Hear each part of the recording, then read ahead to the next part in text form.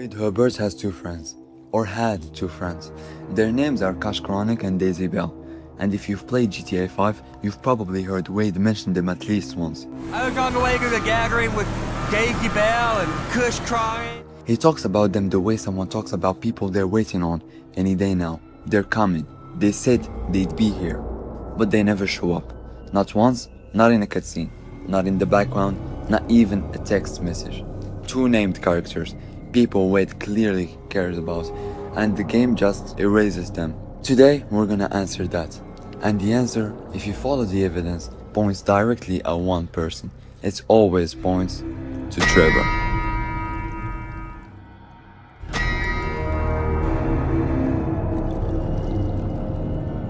So who is Wade Hebert? If you only remember him as Trevor's sidekick, you're not wrong, but you're missing the full picture. Wade is not a criminal in the traditional GTA sense. He doesn't plan jobs or carry out hits. He's more like a person who got absorbed into Trevor's life and never found his way back out. Loyal to a fault, trusting to a fault, and if we're being honest, deeply vulnerable because of both.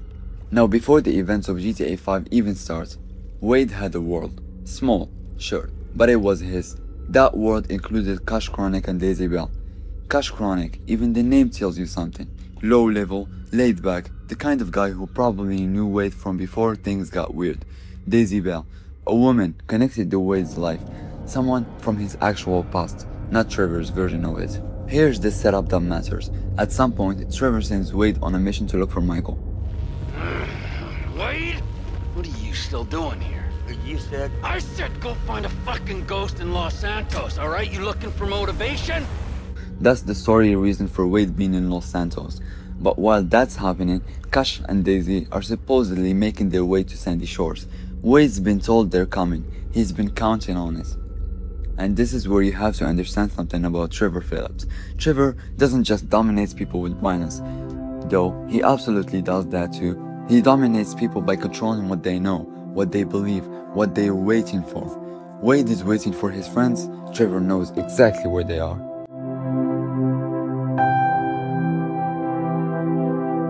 Let's actually walk through what the game gives us, because there's more here than most people catch on first playthrough. From the moment we meet Wade, there's a pattern. He brings up Kush and Daisy, not constantly, but enough. Enough that you notice. Have you heard from them? Are they on their way? They said Sandy Shores, right? And every single time, Trevor redirects, not aggressively. That's what makes it interesting. He doesn't yell at Wade for asking. He doesn't get defensive. He just changes the subject or gives Wade just enough of an answer to stop the question without actually answering it. They'll be here soon. Don't worry about it. Focus on what I'm telling you, Wade. If you've ever known someone who lies by omission, you recognize that pattern immediately. It's not what he says, it's how little he says and how confidently he says it. Now here's the geography piece, because location matters a lot in this story. Sandy Shores is not just a neutral location, it's Trevor's backyard. He runs it, he's feared there. The people who live there either work for him, owe him something, or stay out of his way. Nothing happens in Sandy Shores without Trevor knowing. So when Kush and Daisy were supposedly heading there or already there, they were walking into Trevor's world. Not Los Santos, not neutral ground. Trevor's world. Now, and this is the part that gets genuinely unsettling. The quarry near Sandy Shores has come up in GTA 5 theories for years, and for good reason. It's one of the most isolated locations in the game, deep water, no witnesses, and miles from everything. It's the kind of place where something could happen and the landscape would just absorb it. I'm not saying there's a body there, the game never confirmed that, but the quarry exists. Wade's friends are missing, and Trevor is the only person who was ever in a position to know where they ended up. As the story progresses, something else happens that easy to miss. Wade stops asking. Not because he found out what happened, not because they showed up, he just stops. And the most heartbreaking read of that is that Trevor managed it so smoothly, Wade didn't even realize he'd been cut off from his own grief. He went from "my friends are coming" to not mentioning them at all, and Trevor never had to say a word about it.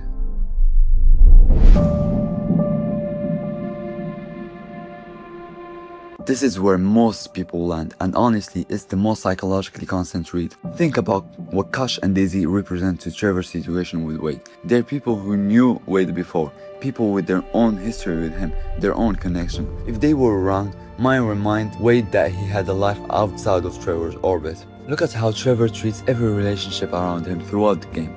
Ron is petrified but useful, so Ron stays. Wade is dependent and useful, so Wade stays. Anyone else who gets too close to the people Trevor needs, they tend to disappear.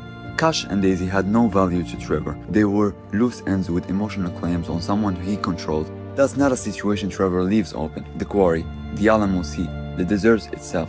Sandy Shores is full of places where things end without ceremony. Trevor knows every inch of it, and Trevor is not sentimental about people he doesn't need.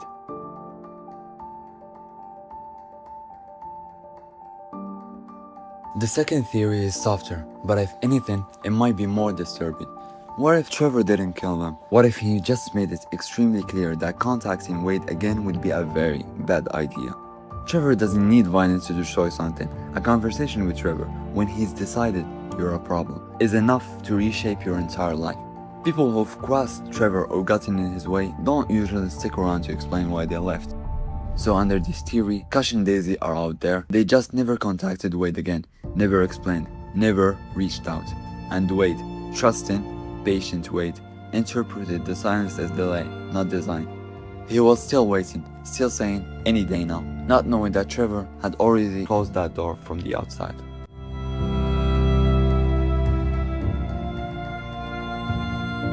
Here's the theory that I think is the most true, and it doesn't contradict the first two. Rockstar named these characters. They gave them personalities through how Wade talks about them. They made them real enough to miss, and then deliberately never resolved what happened to them. That's a choice, a very specific intentional storytelling choice, because if Trevor killed them, confirming it would make Trevor a monster in a way that's too clean, too obvious. Leaving it ambiguous makes him something worse, a presence you can't fully accuse, can't fully clear. Someone who might have done it, someone who absolutely could have, someone who benefits from you ever known for sure. The genius of this writing, and yes, I call it genius, is that Wade's tragedy doesn't need a body to land. You feel it in the absence, in the question he stops asking, and the fact that his entire social world is now exactly one person, Trevor. Whether Kush and Daisy are dead or just gone, the result is the same. Wade is alone, and Trevor made sure of it.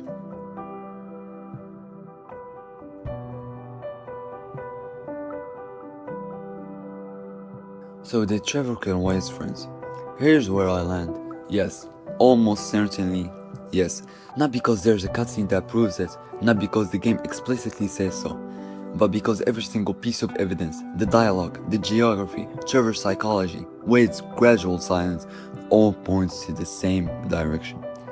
Trevor Philips is one of the most complex characters Rockstar has ever written, and the easy read of him is the violence, unpredictable maniac, which he absolutely is.